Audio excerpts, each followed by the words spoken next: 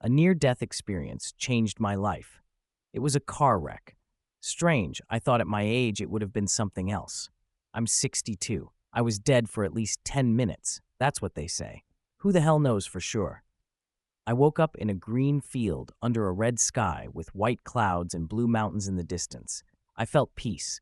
It was so quiet. I saw a small boy holding a fishing pole standing next to a small creek. He waved at me. As I made my way down to him, I could see people in the distance, people I knew through my whole life who had been gone for a long time. They were silent, and they were all staring at me. The sound of the creek lulled me into a peace I hadn't felt for a long time. The boy had a red and white bobber on his line. It was still. "It's not your time yet."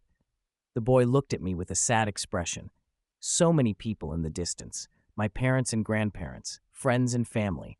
I wanted to go to them, but something held me back. Am I dead? Kinda. I searched the crowd of faces. My wife and my son were not there. I didn't have to ask the boy. I could feel him in my head. They're not here. Why? Their choices. My heart hurt. I could see my mother stretching her arms to me in the distance. She was calling to me. This isn't fair. You don't know what was in their hearts. I felt anger at the little boy. He turned back to the creek. His red and white bobber disappeared under the water, and he jerked up on the pole to set the hook. It's not your time. My friends and family all had their hands out for me. They were smiling. I woke up in the hospital. 3 months. 3 months of people telling me what I experienced was the brain being flooded with chemicals, but I was there. I made it to the other side, and I knew that my wife and son hadn't. My wife had always been the perfect person. My son died for his country. What did I do to deserve to be there when they were so much better than me?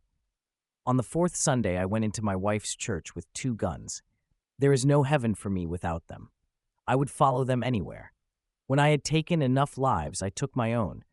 I woke up in a green field under a red sky with white clouds and blue mountains in the distance.